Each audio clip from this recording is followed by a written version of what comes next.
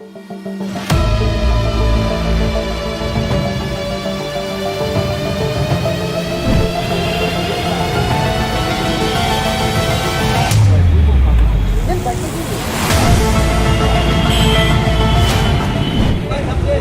अंबेडकर राष्ट्रीय अधिवक्ता संघ की ओर से जो अधिवक्ता हैं आप देख सकते हैं वो अपना प्रदर्शन जाहिर कर रहे हैं। अधिवक्ता की जो समाज की समस्याओं को लेकर महामहिम राज्यपाल महोदय को एक ज्ञापन सौंपेंगे। आप मेरे पीछे देख सकते हैं जो अधिवक्ता हैं वो भीमराव अंबेडकर के मूर्ति के पास मौजूद हैं और अपनी जो मांगे हैं राज्यपाल को ज्ञापन देंगे। यहाँ पे राष्ट्रीय अध्यक्ष भी मौजूद हैं। सर क्या नाम है आपका और क्या मांगे हैं, क्या समस्याएं हैं जिसको लेके आज आप लोग ज्ञापन दे रहे हैं? मेरा नाम एडवोकेट BM सिंह और डॉक्टर अंबेडकर राष्ट्रीय अधिवक्ता संघ का मैं राष्ट्रीय संयोजक हूँ। और पूरे प्रदेश में ही नहीं पूरे देश भर में डॉक्टर अंबेडकर राष्ट्रीय अधिवक्ता संघ ने अधिवक्ताओं की समस्याओं को लेकर हस्ताक्षर अभियान चलाया था और उसको लेकर हम लोगों ने जिलाधिकारी के माध्यम से माननीय राज्यपाल महोदय लोगों को सभी प्रदेशों में अपने ज्ञापन भेजे थे। बड़े अफसोस के साथ मुझे ये बात कहनी पड़ रही है कि सरकार ने उनकी किसी भी मांग पर सकारात्मक रुख नहीं अपनाया और ना ही उन्होंने कोई उसकी लिखित सूचना दिया, जिसकी वजह से हमारे अधिवक्ता साथियों को आज यहाँ लखनऊ में स्वयं आना पड़ा है माननीय राज्यपाल महोदया को इस बात के बारे में बताने के लिए कि जो विद्वान अधिवक्ता हैं उनकी जो समस्याएं हैं उनको आप सकारात्मक रूप से लें, क्योंकि उनका शासन प्रशासन शायद उनको प्रॉपर जानकारी नहीं दे रहा है। इसलिए हम अधिवक्ता लोग अपनी बात रखने के लिए स्वयं आज लखनऊ में आए हुए हैं। तो कहाँ से आज इकट्ठा हुए हैं आप लोग? ये पूरे प्रदेश के लोग हैं। ये हम लोगों ने भीड़ नहीं बुलाई है क्योंकि लोग कहते हैं कि लॉ एंड ऑर्डर को डिस्टर्ब कर रहे हैं। इसलिए जो हमारे हर जिले में जो जिम्मेदार पदाधिकारी साथी है हमारा, केवल वहाँ से एक जिले से केवल एक साथी को हम लोगों ने बुलाया है। आगरा से लोग हैं, फिरोजाबाद से लोग हैं, मेरठ से लोग हैं, सहारनपुर से लोग हैं, इलाहाबाद से लोग हैं, प्रतापगढ़ से लोग हैं, कौशाम्बी से लोग हैं, फतेहपुर से लोग हैं, कानपुर से लोग हैं और हमारे अलीगढ़ से लोग हैं, सुल्तानपुर से लोग हैं, लखनऊ से भी हमारे साथी हैं। तो केवल झांसी से लोग हैं, ललितपुर से लोग हैं, औरैया से लोग हैं, फर्रुखाबाद के हमारे साथी हैं। तो सभी जगह से पूरे प्रदेश से एक साथी हमारा आया हुआ है, उनको अपनी बात। क्या समस्याएं हैं अधिवक्ताओं की जो मतलब आप जिसके लिए आज इकट्ठा हुए हैं? अधिवक्ताओं की समस्याओं में सबसे गंभीर ज्वलंत मामला यह है आज की तारीख में जो मैं आपको बताऊं, ऑनरेबल सुप्रीम कोर्ट का, हाई कोर्ट का ये स्पेशल डायरेक्शन है कि जिन ऑफेंसेस में 7 साल से नीचे का पनिशमेंट है किसी को भी गिरफ्तार नहीं किया जा सकता।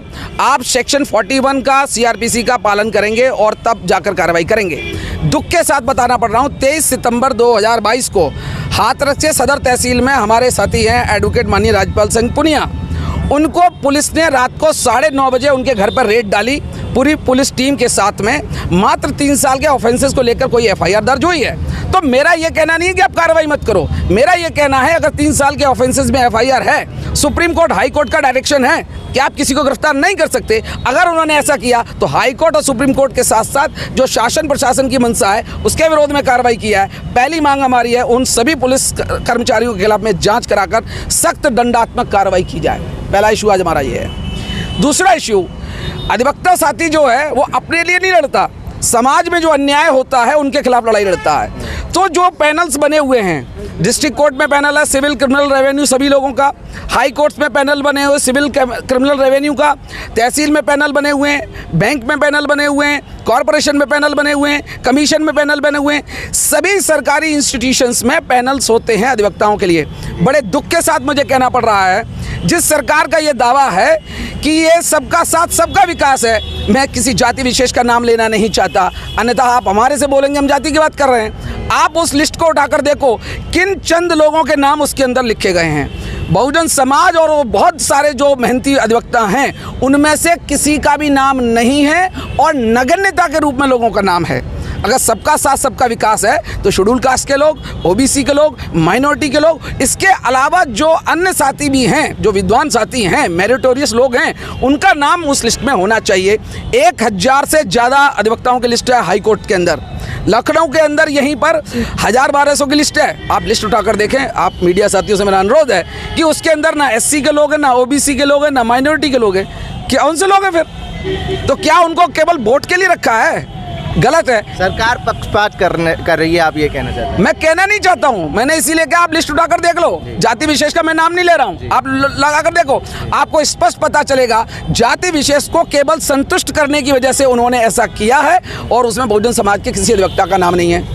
एक दूसरी बात, हाई कोर्ट सुप्रीम कोर्ट दुकान नहीं है, देश के 125 करोड़ लोगों के लिए न्याय का विषय है, न्याय का इंस्टीट्यूशन है। वहाँ एससी के लोगों का रिप्रेजेंटेशन नहीं है, एसटी के लोगों का रिप्रेजेंटेशन नहीं है, अदर बैकवर्ड क्लास के लोगों का रिप्रेजेंटेशन नहीं है, माइनॉरिटी के लोगों का नगण्य रिप्रेजेंटेशन है। हमारा ये कहना है कि अगर देश के अंदर लोकतंत्र है तो सभी समाज के लोगों को रिप्रेजेंटेशन दिया जाना चाहिए। तीसरा मुद्दा।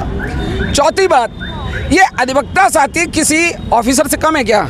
मुझे लगता है ज़िंदगी में सबसे ज़्यादा कोई कोट पहनता है या तो जजेस लोग पहनते हैं या वकील लोग पहनते हैं। सुप्रीम कोर्ट का ये कहना है कि एडवोकेट्स जो हैं they are the court officers, लेकिन कोर्ट ऑफिसर्स के बैठने की व्यवस्था क्या है? कोई पेड़ के नीचे बैठा है, कोई टीन के नीचे बैठा है, किसी के सर पर ना पेड़ है ना टीन है, तो इससे न्यायपालिका की गरिमा गिरती है, मेरा ऐसा मानना है। इसलिए मेरा ये मांग है कि सभी अधिवक्ता साथियों के लिए जिस दिन वेरी फर्स्ट डे आता है उन्हें चैम्बर्स की व्यवस्था की जानी चाहिए, क्योंकि न्यायपालिका का इससे अपमान होता है।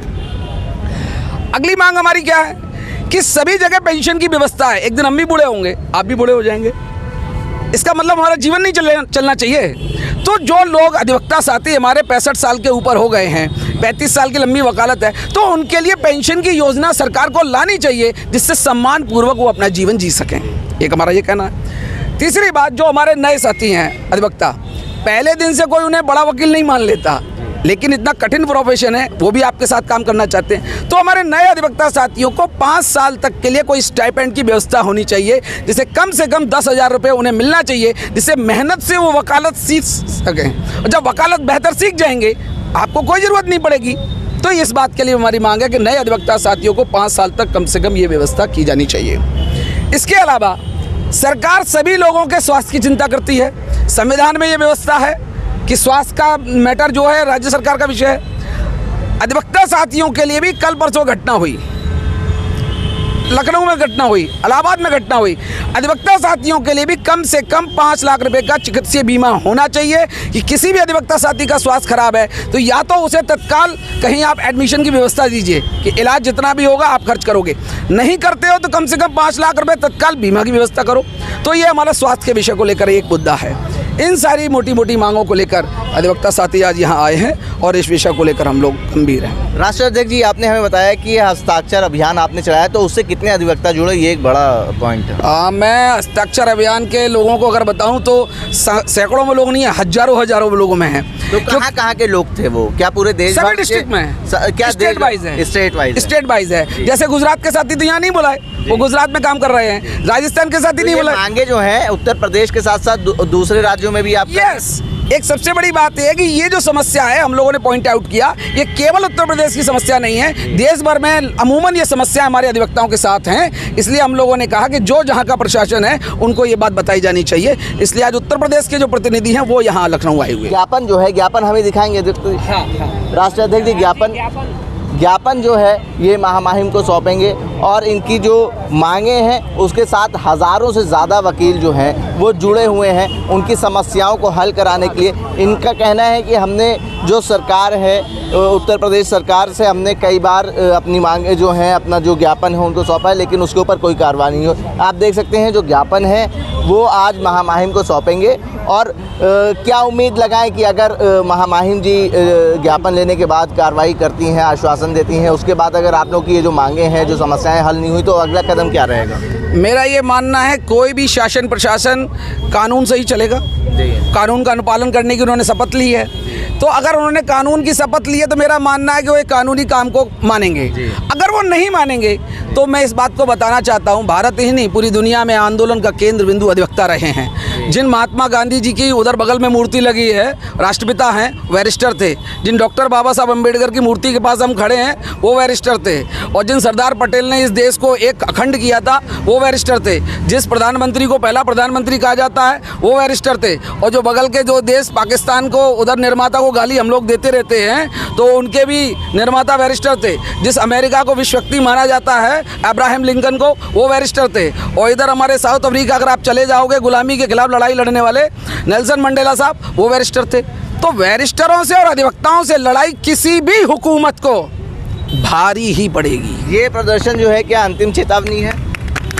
ये अंतिम चेतावनी नहीं है मेरी, क्योंकि ये देश हमारा है, शासन हमारा है, हुकूमत भी हमारी जनता की ही है। नहीं, इसके अंतिम चेतावनी मैंने इसलिए कहा कि आपने इतने नाम गिनाए बड़े बड़े लोगों के प्रोटेस्ट के, एक तरीके से आप कह सकते हैं कि निर्माता हैं। तो आप लोग क्या फिर से प्रोटेस्ट पे उतरेंगे, आंदोलन करेंगे इसके लिए अपनी मांगों को लेके? क्योंकि जायज़ मांगे हैं, वाकई देखा जा रहा है जो आपकी मांगे हैं वो जायज़ हैं। मैं केवल एक ही बात कहूँगा, अधिवक्ता बंदूकों से नहीं लड़ता, कलम से लड़ता है।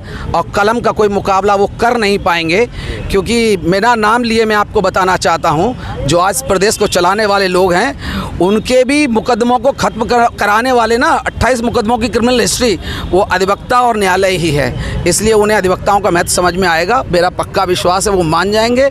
और नहीं मानेंगे तो फिर संविधान ने हमें अधिकार दिया है, हम उसका पूरा भरपूर उपयोग करेंगे। ठीक है, यहाँ पे हमारे साथ राष्ट्रीय अध्यक्ष जी मौजूद थे, जिनका कहना है कि हमें उम्मीद है जो हमारी मांगे, हमारी समस्याएं हैं वो मांगेंगे, और अगर नहीं मानेंगे तो हमारे पास संवैधानिक अधिकार है कि हम अपने संवैधानिक अधिकारों के तहत अब आंदोलन जारी रखेंगे। आप देख सकते हैं डॉक्टर अंबेडकर राष्ट्रीय अधिवक्ता संघ भारत उत्तर प्रदेश में आज प्रदर्शन करता हुआ नज़र आ रहा है। और मेरे पीछे उत्तर प्रदेश के अलग अलग ज़िलों से जो है अधिवक्ता जो हैं आए हुए हैं। राष्ट्रीय अध्यक्ष जी भी मौजूद हैं, आप देख सकते हैं नारेबाजी हो रही है। कई उनकी मांगे हैं, जो उनकी मांगों को लेकर, अपनी समस्याओं को लेकर लगातार कह रहे थे कि सरकार के सामने भी हम गए, संतुष्टि नहीं दिलाई, तो आज महामहिम को ज्ञापन देंगे। और कहना है इनका कि अगर महामहिम इसके ऊपर ज़रूर गौर करेंगी, हमें पूरा भरोसा है, और अगर गौर नहीं करते हैं तो हमारे पास संवैधानिक अधिकार है कि हम आंदोलन करें। जनसंदेश टाइम्स के लिए आकिब मिराज खान, लखनऊ।